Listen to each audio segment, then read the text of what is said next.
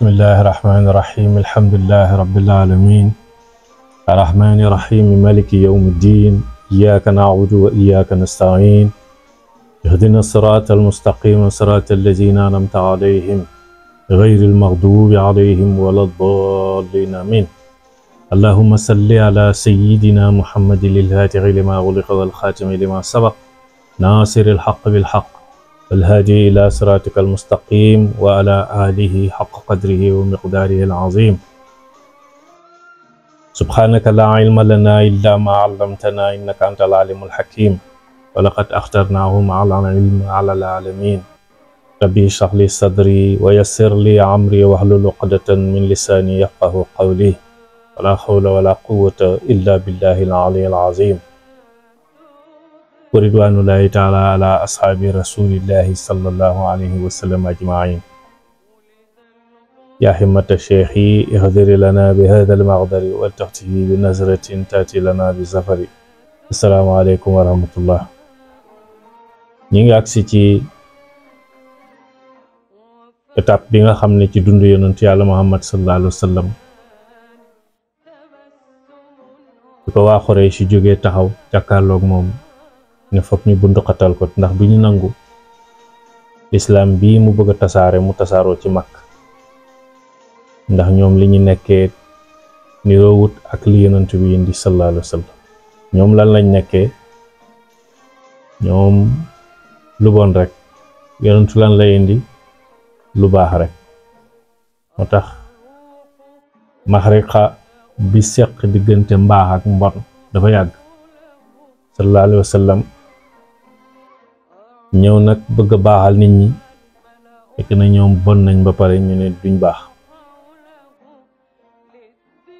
ñu def pexe pour bëgg ko rey mu échoué ñu jéem a yàq deram ne waykat la saaba yi gën a yokk ñu ne njabarkat la tuumaal ko saaba yi gën a yokk ñu ne lii muy def lépp nguur rek moo ko ci tax a jóg nit ñi di gën a yokk di ko gën a gëm ñu ne déedéet kii li muy def lii lépp pour bëgg alal dong moo ko ci dugal waaye nit ñi di gën a yokk di ko gën a gëm ñu ne déedéet bànneexu bakkanam la topp rek tuuma yooyu yëpp teg nañ ko waaye taxut nit ñi di gën a yokk di ko gën a bëgg alxuraan di gën a wàcc yàlla di ko gën a wóolu alxuraan gi di gën a wàcc ñu ne léegi lan la ñuy def mooy nañ seeti ay boroomi xam-xam ñi moom nañ dem ca yahud yooyu nga xam ne ñoom jàngoon nañ téere yi njëkk nañ dem laaj leen pexe ñu dem gannaaw Madina am na fa woon benn yahud boo xam ne jàngoon na téere yi ñëw laaj ko ne ko dafa am de benn waay bu bokk ci ñun mu tudd Muhammad ibn Abdullahi nee na yàllaa ko yónni indi na ab diine bu bees bu tudd lislaam ñu ñëwoon nag doon leen ko wax xamuñu ndax dëgg la xamuñu ndax du dëgg waaye ñun daal soxla nañ pexe boo xam ne bëgg nañ daal pexe ndax pexe yëpp def nañ ko waaye benn doxut ñu wax ñu nag ñu ñëw ci yéen yahud bi ne leen am na de benn yonantu boo xam ne mi ngi waaj a ñëw mooy mujj di yonantu mooy gën di yonantu su dee kooka day ñun sax looloo tax ñu ñëw fii diggante wetu Madina pour di ko xaar su dee moom la de mënu leen ci dara waaye su dee du moom nag laaj leen ko ñetti laaj yi su fekkee tontu na laaj yi moom la yonantu la su fekkee tontuwut laaj yi nag xam leen ne du yonantu ndax axlu zikri mooy ñi nga xam ne ñoom ñoo yore xam-xam alxuraan dafa wax nañ leen di laaj toujours fasalu axla zikri in kuntum la taalamun moo tax nga gis ci alxuraan yasalunaka yi bari lool ndax fokk ñu laaj leen ndax ñoom ñoo yore xam-xam su fekkee ne ab yonantu la dana tontu laaj yi su dee du yonantu nag du mën a tontu laaj yahud bi ne leen na ngeen ko laaj am na benn buur boo xam ne yonantu la buur la fa jant bay fenkee ba muy sooyee moom moo ko jiite woon laaj leen ko buur boobu nu mu tudd dem nettali leen tamit ci taarixu buur boobu laaj leen ko tamit amoon na ay ndaw yoo xam ne dañoo nekkoon seen dëkk di jaamu yàlla di wéetal yàlla waa dëkk ba song leen attaqué leen ñu daw dugg ci benn xunt laaj leen ñooñu ñooy ñan laaj leen ko ñooñu ñooy ñan am na tamit benn rabo ba àll bu ñu àndaloon laaj leen ko rabo àll bi ban rabo àll laaj leen ko tamit ñaata fan la fa ñooña def ak tamit seen tur ak ñaata lañ ci lim ñetteel bi na ngeen ko laaj roxo fan la nekk ci jëmm ak lan mooy roxo na ngeen ko laaj ñetti laaj yi daal su ko tontoo su ngeen yeboo ngeen noppalu xam ne yàllaa ko yónni te yàlla dana àggale yónnent boobu ci moom su fekkee nag ne xamut laaj yi xam leen ne du yonat ñu daal di daw ñëw ak si Makka ànd ak kenn ci sax ci yahud yi nee nañ bi ñu agsee ñu agsi toog ci kaaba gi ñu yónnee ci yonent bi sallallahu alayhi wa sallam ne dañ koo bëgg a gis mu ne leen nañ agsi ñu dem fekk ko mu toog ñu toog ak moom yasalunaka anir ruh yasalunaka anil ashaabil kahfi yasalunaka ani zul qarani ñu laaj ko ñetti laaj yow bi ñooñu waxee ba pare mu ne tekk yonentu saa yu laajaan rek wala ñu laaj ko wala mu soxla dara Jibril dafay ñëw ak si toog ci saasa Jibril jox ko tontu yi jox ko solo bi mu daal di tontu waaye sallallahu alayhi wa sallam instant boobu noonu ci taxawaay boobu noonu ci laxza boobu noonu Jibril aksi wut yàlla ne Jibril taxawal tuuti ñu xaar suñu wàcc xaaral ma testé suñu wàcc yonent bi ne leen dem leen bu suba ngeen doog a ñu ne baax na ñu ngi dem ko ñu dem ba ca suba sa ñu ñëw yàlla ne Jibril bul dem bul ko yóbbul laaj bi ndax démb fàtte na wax incha allah te man lu ma waay boolewut loolu du sotti ñu ñëwaat toog laajaat ñetti laaj yonentu na tekk di xaar pour Jibril ñëw Jibril mosta tàggoog yonent bi sallallahu alayhi wa sallam moo ëpp ci yonent yi lu mu daan toog ak Jibril ci ëpp ci yonent yi ku topp ci yonent bi rek koo xam ne jege na yonent bi ci ay lim gis na Jibril lu bari mooy Moussa alayhi salaam juróom benn yoon rek la ko gis alors que ñeneen ñi ñett yoon lañ koy gis mbaa ñeenti yoon Moussa ëpp la juróom benn yoon la ko gis yonent bi nag Jibril dañu di ko gis bañ wàññi nañ téeméeri junni yoon ak ñaar fukki junni yoon ak ñeenti junni yoon loo xam ne gisante na ko ak yonent bi sallallahu alayhi wa sallam xam nag kooku daaw tàggoog moom nettali nañ sax ni ci weeru koor jotee dafay ñëw di ko jàngalaat alxuraan di ko tari muy tariwaat muy beesalaat alxuraan ci moom kooku daaw tàggoog moom waaye keroog Jibril yàlla na ko bul dem ñetteelu fan mu ne leen dem leen ba suba muy ñetteelu fan bi tamit ñooñu ñëwaat muy xaar Jibril agsiwul lu tax ndax waxu incha allah Jibril na ko xaaral yàlla na ko xaaral tuuti bu ñu dem incha allah nag jullit bu nekk dañ koo war bàyyi ci sa dund di ko ci dugal soo xëyee suba teel ba ci ngoon si dangaa war a saxal ci sa làmmiñ bi incha allah ndax incha allah mooy su neexee yàlla te yàlla nee na wa maa tashaa'uuna illaa an yashaa allah du leen neex lu may def maa neex ba pare maa shaa'a kaana wa maa lam yashaa' lam yakun lu ko neex mooy am waaye lu ko neexut mënta am mu ngi mel ni rek ture bi nga xam ne dafa demoon ca marché ba waxaale benn mbaam ne dafay jënd mbaam bi ànd ak xaritu siisi bi ñu waxaale mbaam bi ba mu war a fay jamono boobu mbaam bi 12,000 la ko waa ji wax ne moom la koy jaayee mu waxaaleeg moom ba nga xam ne fay rek moo ci des mu ne comme que guddi na nañ bàyyi ba suba su subaa su ma ñëwee fay bi ñuy dem ci yoon bi siisi bi ne ture bi waroon ngaa wax incha allah de waxoo incha allah dina ko mu ne ko incha allah ci la mbaam maa ngi foofu maa ngi xaalis bi waa ji nee na ma suba ma ñëw kon koy jaratu incha allah nañ dem rek ñu daal di dellu ca kër ga fanaan ba ci suba sa ñu xëy di ñëw aksi demet ci marché bi fekkaat waaja fa mu toogoon fekkaat mi ngi yor mbaam yi tamit ay mbaam la yor yu bari mu waxaale moom gis ba mu waxaale woon démb mu ne ko bii la mu ne ko waaw mu socceeku naan ko ñëwaat ci waaj ci si bi taxaw fee di ko xaar ne ko yow sa affaire yi ngay def lii dafa jaroon démb nga may sonal ci incha allah bi jeex mbaam maa ngi ne sama xaalis a ngi si poos dafa jar incha allah. bi mu làmbee poos bi nag dugal loxo bi fekk ci xaalis baa ngi ci muy génn loxo bi ndekete bi muy génne waale na xaalis bi wadd na ba benn waay for na ko def moo delluwaat agsi ci waa ji ne ko mbaam mi laa wax mu nga ma ko jaay moo ko yow li ngay waxaal dafa bari trop mbaam baa ngi nii fayal rek ma jox la mu dugal loxo bi ci poos bi fekk fa xaalis bi ndekete xaalis bi wadd na ba benn waay jël ma mu làmb fekkut xaalis bi mu dugal loxo bi ci poosu càmmoñ moo gën a xam ne defu ko woon foofu waaye jaaxle na fi nekk dugal loxo bi càmmoñ làmb gisul mu dugal ci mbubb yëpp te ci tuba ji la ko defal mu lem ci poosu tuba yëpp fu nekk mu làmb waaye gisul dara waa ji ne ko yow lan la xanaa dangaa amul xaalis mu ko incha allah xaalis bi ma dugal na ci sama biir poos bi incha allah xaalis boobu laay seet waaye incha allah gisuma ko waa ji ne ko incha allah dem na bu yàgg siise bi ñëw na ko lan la lu xew mu ne ko man de sama xaalis bi damaa xamul fu mu nekk mu ne ko déet xaalis baa ngi woon sama poche mu ne ko waaw incha allah ci laa ko dugaloon waaye incha allah seet naa ba pare mu tegale nag incha allah yaakaar ne su ne incha allah xaalis bi dana dellusiwaat bi mu ko expliqué si bi mu ne ko waxoon naa la ko démb waroon naa wax incha allah moo tax wa maa tashaa'uuna illaa an yashaa allah du soob nit ñi lu mooy ne dafa soob yàlla ba pare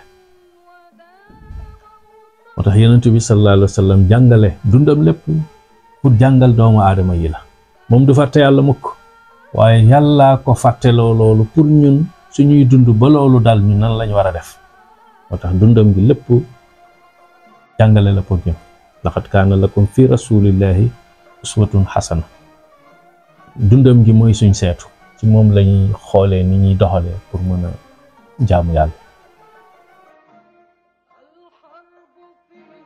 Jibril na ko yàlla na Jibril léegi mën ngaa wàcc jox ko tontu yi ndax jaaxlem wàccal nga jox ko tontu yi waaye nag xaaral tuuti ndax incha allah gi mu waxut dafa war a xam ne lépp lu muy def su ma ci ànd loolu du sotti ndax mbir yi sama loxo la ne keroog la ko yàlla di wax sax naan ko dana ko wax ci kanam laysa laka minal amri shay aw yatuuba alayhim aw yu'azzibahum fa innahum zalimun mbir yi nekkul ci sa loxo nga jéggalul leen wala nga ñaanal leen yàlla mooy am képp ñoom ay tooñkat lañ ñoom waa Quraysh ba pare yàlla du leen baale te mbukk ndax ay tooñkat la waaye mbir mi nekkul ci sa loxo yow yonent bi sallallahu alayhi wa sallam ñu jaaxle nag ñaari fan ñetti fan mujj yahudi daal di mujj ñibbi ndax tontu bi dekkut ñu jàpp ne nag kii kon du yonent tigi ndax xamut tontu yi mënta tontu laaj nee na ñetti weer wax yu dikkut mu ñëwati ci yonent ci Xadijatu ndeysaan ak si toog di jooy yu metti ndey Xadijatu ne ko lan la mu ne ko laqad xashitu ala nafsi man daal yaakaaral naa sama bopp ne dama dof ci daal ñëw ci man ndekete du malayka ab jinne la woon dem na yoonam gisatuma Xadijatu wax ko la mu ko waxaatoo ne ko wallahi laa yuxzika allahu abadan innaka la tusilu rahima wa taxmilul kulla wa taksibul maxduma wa tuqriqu dayifa wa tasdiqul xadisa yow yàlla du la toroxal mukk ndax dangay jokk mbokk dangay yanul nit ñi seen soxla dangay indi ci dëkk lu fa nekkut dangay teral gan bam foog ne biir këram la nekk te loo wax timit rek danga koy def doo fen mukk lii moo waral yàlla du la toroxal mukk yàlla dana ñëw te ki daan dikk ci yow dana dikkaat ndey Xadijatu lu ko xamal loolu mooy àndoo ki yonent bi dafa dem ba yor xaalu yonent yàlla Muhammad sallallahu alayhi wa sallam ba àgg ci maqaamu boobu yonent bi xaw a dal rek Jibril agsi daal ne wadduha yàlla mu ngi giñ ci barke waxtu woowu nga xam ne mooy waxtu yoor wadduha wal layli iza saja maa waddaaka rabbuka wa maa xalaa wala laaxiratu xayrun laka min al-uulaa wala sawfa yu'tiika rabbuka fa tardaa alam yajidka yatiiman fa aawaa wa wajadaka daallan fa hadaa wa wajadaka aa'ilan fa aghnaa fa amal yatiima fala taqhar wa amma saa'ila fala tanhar wa amma bi ni'mati rabbika fa haddis. yàlla giñ, yàlla mënoon na ñëw rek wax yonent bi ne ko déedéet fàttewuma la bàyyiwuma la, waaye dafa giñ pour dëggu gi. mu ne ko maa ngi giñ ci waxtu woowu nga xam ne moom mooy yor heure bu guddi gi demee ba nga xamante ne ni fees na dell àddina bi ba ëmb ko, weer wi feeñ ba ajant bi feeñ war a xar guddi googu, lëndëm gi dem leer gi dikk, yonent yàllaa ngi giñ ci waxtu woowu noonu. maa waddaaka rabbuka wa maa xalaa, yàlla fàttewu la te bàyyiwu la, dana la may ba nga gërëm, yàlla dana la jox ba nga gërëm. loolu nee nañ may yi ci nekk kenn xamut nu mu toll, ndax heure bu yonent demee ba war a gërëm ñu ne dayo boobu kenn xamut lan la. donc may yi dafay dem rek, yàlla daf koy sotti rek di ko joxal. wala sawfa yu'tika rabbuka fa tarda, mu ne da koy jox ba mu gërëm. kañ la yonent bi di gërëm sallallahu alayhi wa sallam? ndax haqiqatu muhammadiya du doyal mukk ngir yeneen mbindeef yi nga xam ne ñoo war a babbeekoo ci ca màggaayam nga, war a wàcc si naasoot. kon yàlla daf koy jox rek daayima. xel mi daal Jibril indil ko nag tontu yi ne ko kiñ lay laaj muy Zul Qaranayn ab buur la woon boo xam ne dafa téewoon àddina, la ko dalee ca penku ba ca sow, mu noot ñëpp ci kaw suuf.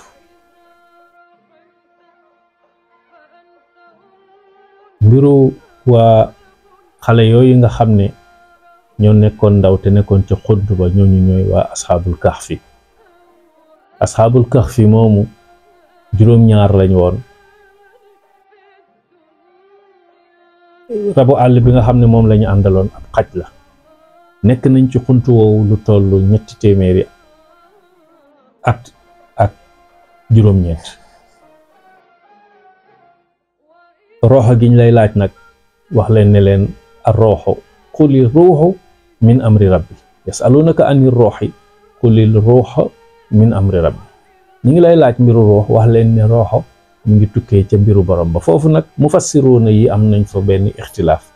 nee nañ yonent bi dafa wax ne, alxuraan dafa wax ne buñ koy waxtaane mbiru borom la, buñ koy waxtaane min amri rabbi. waaye aarifuuna yi ñee nañ yonent bi tontu la, nee na rooxa ma nga jóge ca amru, te yàlla wax na ne alaa lahul xalq wal amru, yàlla moom mbindeef mi moom mbir mi tamit. ñu ne kon rooxa ma nga tukkee ca mbir ma. amru googu nag lañ war a xam loolu mooy lan, waaye aarifuna yi nee nañ yonent bi tontu na sallallahu alayhi wa sallam. ala kulli xaal la Cheikhu Tidiane waxoon rek, wa kullun an maqaamihi yatakallam, ku nekk fa nga toll foofa ngay waxee. liñ mën a jàpp tey ci leçon bi mooy jaam bi lu muy def rek na wax incha allah. jaam bi lu muy def rek na ci boole yàlla, ndax lépp loo xam ne yàlla bokk ci loola du sotti. benn bés yonent bi sallallahu alayhi wa sallam mos na wax saxaaba yi ne leen amul lenn loo xam ne mbindeef dana ko soxlawoo ci suba teel ba ci ngoon bi du wut ne loolu dafa nekk ci loxo yàlla. loolu danañ ci ñëw ci kanam. allahumma salli ala sayyidina muhammadil fatih lima xuliqa wal xaatimi lima sabaq nasiril xaq bil xaq wal haadi ila siratika al mustaqim wa ala alihi xaq qadrihi wa miqdaarihi al azim. salaatan taftaxu lana biha abwaaba rida wa taysir wa taxluqu lana biha abwaaba charri wa taqsir wa takuna lana waliyan wa nasiran anta walina mawlana fa nihmal mawla wa nihmal nasir. Au nom d'Allah, le tout miséricordieux, le très miséricordieux, louange à Allah, Seigneur des univers, le tout miséricordieux, le très miséricordieux, maître du jour de la rétribution. Guide-nous vers le droit chemin, le chemin de ceux à qui tu as octroyé tes faveurs, et non ceux qui ont encouru ta colère, et non des égarés. Ô Allah, prodigue tes meilleures salutations à notre maître Mohammed, qui ouvrit ce qui était clos, qui termina ce qui a précédé, qui fit triompher la justice par l'équité, qui guida l'humanité vers ta voie droite ainsi qu'à sa famille. Salutations dignes de son mérite et de sa haute valeur. Ô Allah, et en ta complaisance, les compagnons du prophète Mohammed sallallahu alayhi wa sallam. Assalamu alaikum wa rahmatullah. Les sourates et les versets du Coran ont continué à descendre dans la poitrine du prophète Mohammed sallallahu alayhi wa sallam, comme le lui avait promis Allah le Tout-Puissant, le Maître dans les cieux et sur la terre, quand il lui disait Inna sanulqi alayka qawlan saqilan, nous allons faire descendre dans ta poitrine une parole très lourde.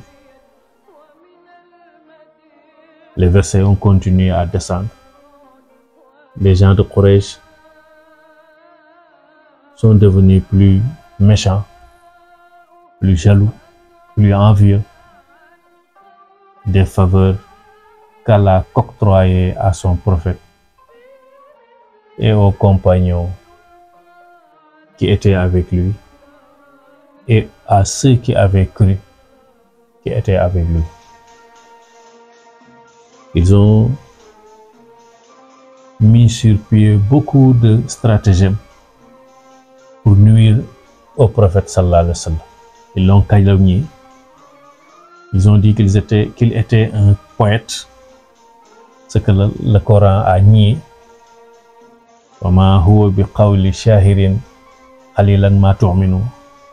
Ils ont dit qu'il c'était un magicien, un sorcier.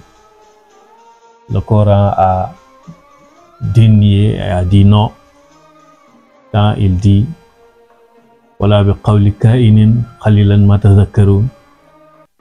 ils ont dit qu'il était venu pour avoir de l'argent ou pour de la royauté ou pour du plaisir charnel.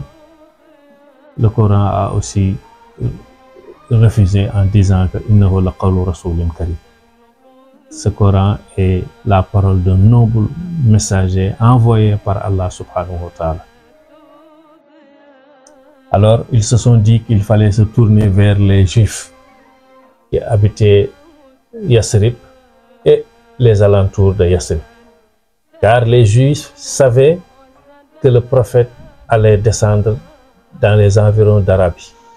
Mais ils ne savaient pas dans quelle tribu, ils ne savaient aussi pas dans quel endroit, mais ils savaient que le dernier prophète allait descendre dans ce contrat. Alors ils avaient émigré vers l'Arabie tout en pensant que le prophète allait être issu de leur tribu juive. Mais Allah sait toujours où il met son secret. Et il l'a mis dans la famille de Bani Hashim. Allahu a'lamu haythu yaj'alu risalatuhu. C'est ce qu'il dit dans le Coran. Il l'a mis dans la famille de Bani Hashim. Ils sont allés alors vers les Juifs et ils leur demandé aide et assistance pour contrer l'expansion islamique qui avait déjà pris son train. Le patriarche juif qu'ils ont trouvé leur a dit: si c'est véritablement le prophète que nous attendons, vous ne pouvez rien contre lui. Mais si ce n'est pas le prophète, vous le saurez en lui posant ces trois questions. Demandez-lui qui était ce grand souverain qui a existé dans l'histoire de l'humanité et qui a été le plus grand conquérant, le plus grand roi de tous les temps. Demandez-leur son nom et son histoire. La deuxième question qu'il faudra lui poser, c'est de vous parler des gens de la caverne. Qui étaient-ils? Combien était leur nombre? Il y avait un animal qui les accompagnait. Quel était cet animal-là? Et le nom de l'animal. Et combien d'années ont-ils séjourné dans la caverne? À la troisième question, demandez-lui l'âme. Qu'est-ce que c'est que le roh? S'il répond à ces trois questions, cela veut dire qu'il est le messager que nous attendons tous. Mais s'il est incapable de répondre à ces 3 questions, cela veut dire que c'est un imposteur. Alors ils sont revenus à la Mecque. Ils ont demandé audience pour s'entretenir avec le prophète sallallahu alayhi wa sallam. Il leur a promis de les recevoir. Aussitôt dit, aussitôt fait. En les recevant, le prophète était assis à côté d'eux. Ils posèrent les 3 questions. À chaque fois que on interpellait le prophète sur des questions physiques ou métaphysiques, c'est l'ange Djibril qui venait directement et lui donnait les réponses. Mais cette fois, Djibril n'a pas apporté aucune réponse. Il n'a apporté aucune réponse. Et Allah dit à Djibril de ne pas bouger. Juste pour tester le prophète Mohammed sallallahu alayhi wa sallam. Le prophète attendit quelques instants, mais Djibril ne venait toujours pas. Alors il dit à ces gens qui étaient venus avec la délégation, il leur dit d'aller jusqu'à demain et de revenir demain pour qu'il puisse leur donner sa réponse. Les gens sont partis et le prophète a oublié de dire Inch'Allah. Alors Allah dit à Djibril, n'apporte pas les réponses et ne va pas vers lui.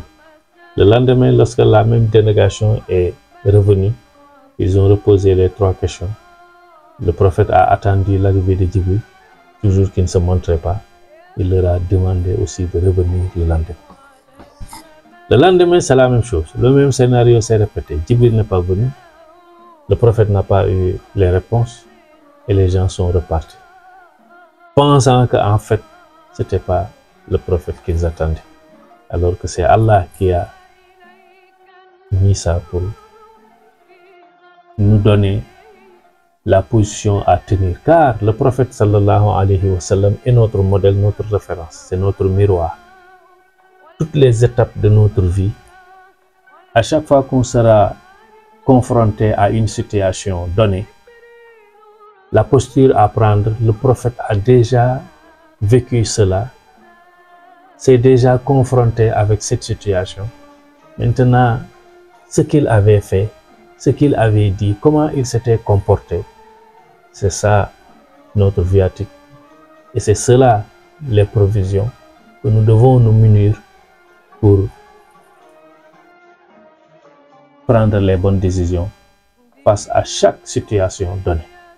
Car il n'y a aucune situation que nous allons rencontrer sans que le prophète ne l'ait rencontré auparavant. Et connaître son histoire, c'est prendre les bonnes décisions. Sallallahu alayhi wa sallam. Les gens sont repartis. Et le prophète commença à douter. Douter de sa mission. Il est arrivé même jusqu'à dire à Khadija, je pense que celui qui venait vers moi sous une forme angélique n'était pas un ange, mais c'était un djinn et il se moquait de moi. Mais je ne suis pas le prophète. Alors Khadija lui dit les mêmes paroles. Elle lui redit les mêmes paroles. Wallahi la yu'zika Allahu abadan innaka la tusilu rahima wa tahmilul kulla wa taksibul mahduma wa tuqri'u dayifa wa tasdiqul hadisa. Wallahi la yu'zika Allahu abadan. Allah ne va pas te porter tort. Allah ne va pas te punir ni te sanctionner. Parce que toi, il y a 5 qualités qui sont en toi. Et ces 5 qualités, s'ils sont réunis en une personne, cette personne-là sera toujours l'ami d'Allah. Toi, tu renforces les liens de parenté. Tu les solidifies. Tu amènes dans un endroit des choses qui n'existaient pas auparavant. Tu te décarcasses pour les autres jusqu'à oublier tes propres besoins. Tu veux satisfaire tout le monde. Tu accueilles l'autre chez toi jusqu'à ce qu'il pense qu'il est chez lui. Et à chaque fois que tu parles, tu dis toujours la vérité. Tu ne mens jamais. Tu es incapable de mentir. Ces 5 qualités-là, tu les as C'est pourquoi Allah ne va jamais te punir ou te sanctionner ou t'oublier. Et c'est ce qui s'est passé. Automatiquement, Jibril est descendu vers le prophète sallallahu alayhi wa sallam en amenant la sourate de l'aurore, Wadduha wa layli iza saja, ma wadaka rabbuka wa ma khala, wala l'akhiratu khayrun laka mina al-ula, wala sawfa yu'tika rabbuka fatarda, alam yajidka yatiman fa'awa, wajadaka dallan fahada, wajadaka 'ailan fa'ahna, fa amma al-yatima fala taqhar, wa amma as-sa'ila fala tanhar, wa amma bi ni'mati rabbika fahaddith. Et Allah a juré par l'eau pour que les gens sachent qu'il n'a pas abandonné son prophète et qu'il n'a pas oublié son prophète, et que réellement, véritablement, c'est lui le dernier prophète et le meilleur prophète. Sallallahu alayhi wa sallam.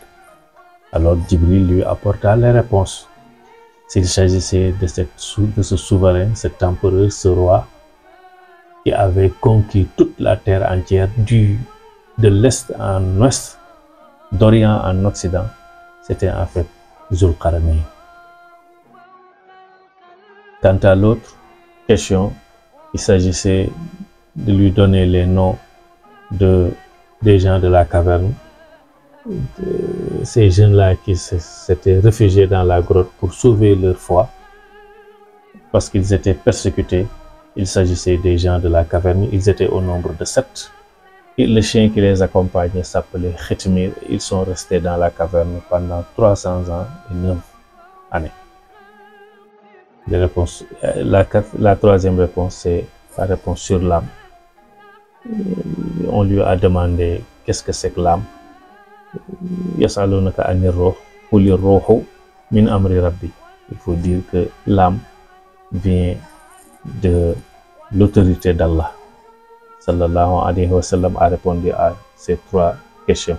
Ce qui est à retenir pour nous en définitif dans cette étape du prophète Mohammed sallallahu alayhi wa sallam dans sa vie, c'est que l'individu doit toujours associer la volonté d'Allah dans ses paroles, ses actes et ses états. Pourquoi? Parce que si Allah doit être l'alpha et l'oméga, Allah est au début, au milieu et à la fin de chaque processus, de chaque procédé, de chaque procédure. Si on ne met pas Allah devant nous et qu'on ne demande pas son soutien, nous serons dépourvus de soutien, nous ne pouvons rien faire. C'est pourquoi il faut toujours associer Allah à ce qu'on fait, associer Allah à ce qu'on dit et associer Allah dans toutes nos humeurs et dans tous nos états. Allahumma salli ala sayyidina Muhammadin al-Fatihi lima ughliqa wal khatimi lima sabaq, nasir al-haqq bil haqq wal hadi ila siratika al-mustaqim, wa ala alihi haqqa qadrihi wa miqdarihi al-azim. Salatan taftahu lana biha ya mawlana abwab ar-rida wa at-taysir, وتقلق لنا بها أبواب الشر والتقصير، وتكون لنا وليا ونصيرا. أنت ولينا مولانا فنعم المولى ونعم النصير. سبحان ربك رب العزة عما يصفون وسلام على المرسلين والحمد لله رب العالمين.